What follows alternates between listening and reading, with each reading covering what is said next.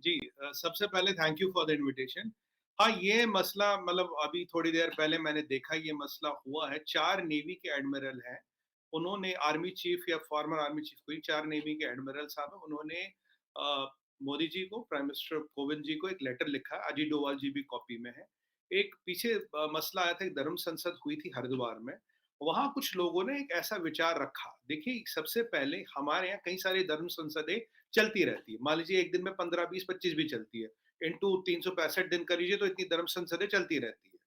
दूसरी बात ये है कि वहाँ ऐसा कुछ हुआ था। सबसे पहली बात मैं आपको बताऊँ, जो लोगों ने जिन लोगों ने कि ऐसे ही विचारधारा है, ये उनका पर्सनल ओपिनियन, ना वो गवर्नमेंट को रिप्रेजेंट करते हैं, ना वो बीजेपी को रिप्रेजेंट करते हैं, ना वो हिंदुइज़्म को रिप्रेजेंट करते हैं, ना वो आरएसएस को रिप्रेजेंट करते हैं, ना वो किसी पॉलिटिकल पार्टी को रिप्रेजेंट करते हैं। कोई भी एक आदमी है, व्यक्ति, उसका एक पर्सनल ओपिनियन है, उसने कुछ भी बोला हो। अब सबसे बड़ी बात ये है चीमा साहब कि वो बंदा जो वहाँ मतलब जिसके आस-पास ये आरोप है, उनको ऑलरेडी अरेस्ट कर चुके हैं एज वी स्पीक। जब हम बोल रहे हैं वो ऑलरेडी पुलिस की हिरासत में है। मोदी जी का सिंपल कहना, सबका साथ, सबका विकास, सबका विश्वास। और we are a secular country, तो यहाँ ये अगर कोई अपने ऐसे कुछ विचारधारा रखता है, he is entitled to his own opinion. Government, party, Sangh या कोई भी गवर्नमेंट एफिलिएटेड बॉडी, इंस्टीट्यूशन और any organization of prominence or person of prominence does not support or advocate this ideology. This is their personal opinion. जिसने भी बोला, law of the land will handle that as per the law of land. ये कई बार क्या होता है कि मतलब ऐसी कोई चीजें आ जाती है, पर हमारे यहाँ 48 घंटे में चीमा साहब उस पर एक्शन हो भी गया था। और अब यहाँ पे मैं दूसरा आपको एंगल बताऊं, यहाँ पे कुछ बयान ओवैसी साहब ने भी पीछे दिए, आपने देखा होगा शायद। ओवैसी साहब के बयान कुछ रहे हैं बड़े कि भाई जब योगी जाएगा, मोदी जाएगा तो तुम्हें कौन बचाएगा? वो तो सीधे-सीधे पुलिस को धमकी दे रहे थे।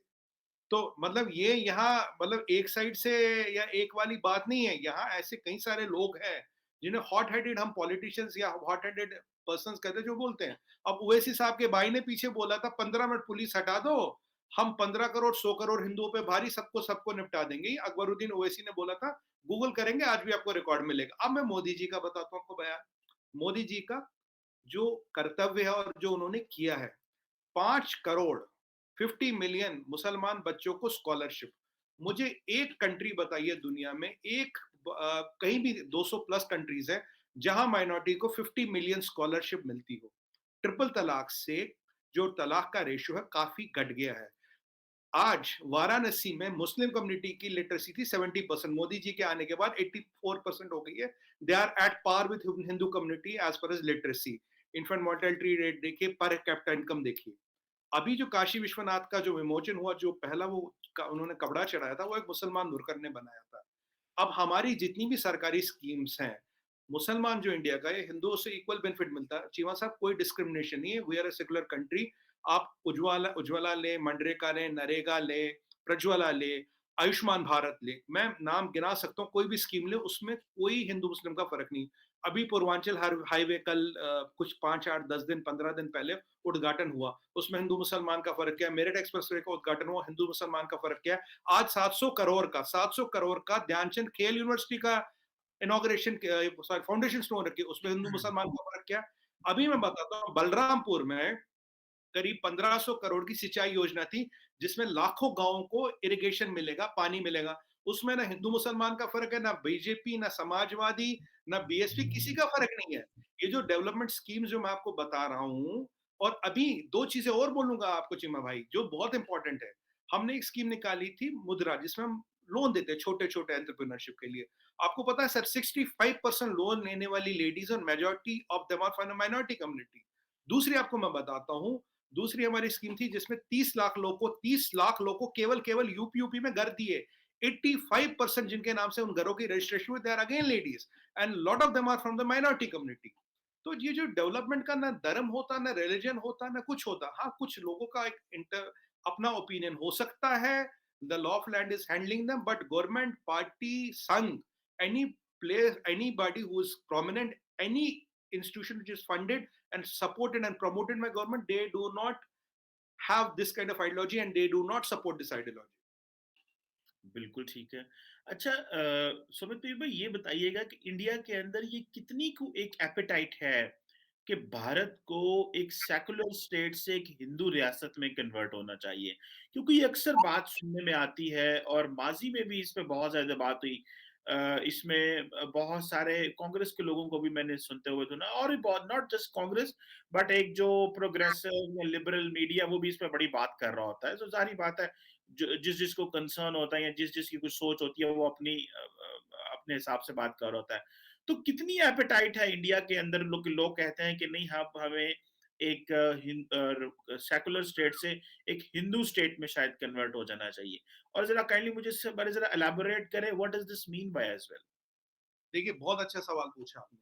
सबसे पहले India is a secular country, 85% population is Hindu, correct? तो by default it's a Hindu majoritarian country और हिंदू इज़ इन मेजॉरिटी। तो ये एक, अगर आप डेमोग्राफी पे देखें, अगर आप आबादी पे देखें, अगर आप ग्राउंड पे देखें, इट इज़ अ हिंदू राष्ट्र।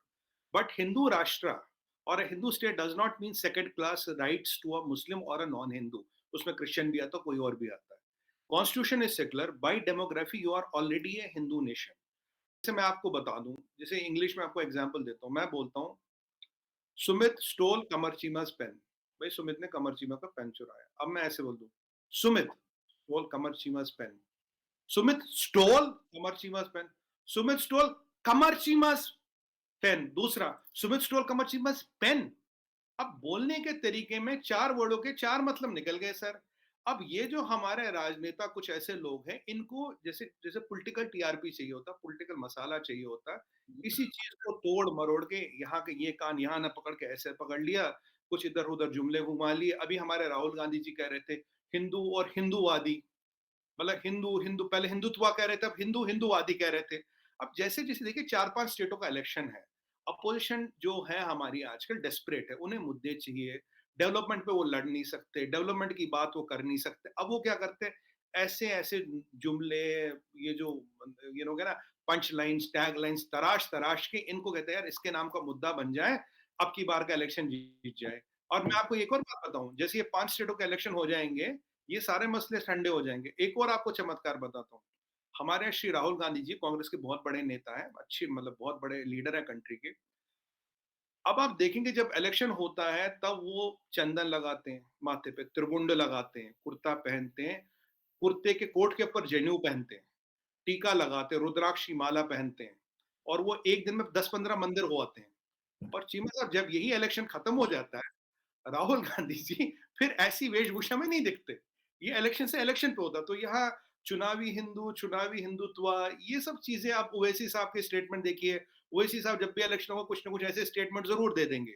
उन्हें कहता है यार 2-5 सीटें कहीं से मिल जाएं तो हमारी दुकान चलती रहेगी। ये सब चुनावी चीजें, चुनाव है 5 स्टेटों का है, तो माहौल गर्म रहता है। कुछ हमारे लोग ऐसे हैं कि भाई पॉलिटिकल टीआरपी चाहिए। मैं इसको बोलता हूँ पॉलिटिकल टीआरपी, पॉलिटिकल टीआरपी चाहिए। 2-4 हवाई फायर कर दो, ऐसे 2-4 स्टेटमेंट मार दो, मीडिया ने पकड़ लिया, हम आप डिबेट कर लेंगे, नाम हो जाएगा। अब बदनाम होना भी तो नाम होना होता है ना सर। बिल्कुल ठीक हो गया। अच्छा एक और बात भी बताइएगा सुमित पीर भाई कि बहुत सारे लोगों का शायद कहना ये है हार के लड़ेंगे के लिए आगे के लिए बहुत सारे ये एक इंस्टीट्यूशंस के मैं अभी ये मैं उसकी जो दो सुर है और कहीं इधर-उधर घुस जाओ तो आप तो मतलब ज़बरदस्त स्पिन बॉलर हो। चलिए जवाब करता हूँ, शुरू करता हूँ। देखिए, सबसे पहली बात जो राम मंदिर से शुरू करते हैं। राम मंदिर का मसला मेरे भाई 500 साल पेंडिंग था, 135 साल, 135 इयर्स। जब हिंदुस्तान पाकिस्तान भी बना, इट वाज इन कोर्ट्स। चाहते तो एक ऑर्डिनेंस लाके मंदिर कभी भी बनवा सकते, कोर्ट का जब तक जजमेंट नहीं आया। और जो एएसआई का जिस जिस बंदे ने ये, एएसआई का जो हेड था, आर्कियोलॉजिकल सर्वे ऑफ इंडिया, जिस बंदे ने ये बताया हाँ यहाँ मंदिर था, मंदिर पे को तोड़ के मस्जिद बनाई गई, वो भी मुसलमान था। जो जिन 3 जजों ने फैसला दिया उनमें से एक जज साहब भी मुसलमान थे। तो ये बताना भाई राम मंदिर का, अब जब कोर्ट ने फैसला दिया है तो शिलान्यास, इनॉग्रेशन करना या फाउंडेशन स्टोन रखना, बट नेचुरल सी बात है, जो टॉलेस्ट लीडर कंट्री होगा उसकी वो बात है, वो रखेंगे, उसमें कोई जहन बात नहीं।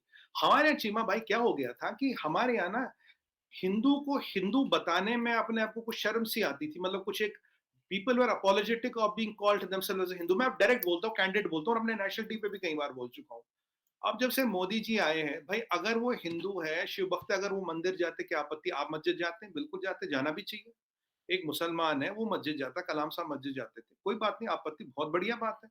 मैं मंदिर जाता हूँ, मैं अपने रिलिजन को फ़ॉलो करता हूँ, मोदी जी अपने रिलिजन को फ़ॉलो करते हैं, पर इसका मतलब तो ये नहीं है ना कि अगर मैं हिंदू हूँ, अगर मैं रिलिजन में मंदिर ना जाऊँ।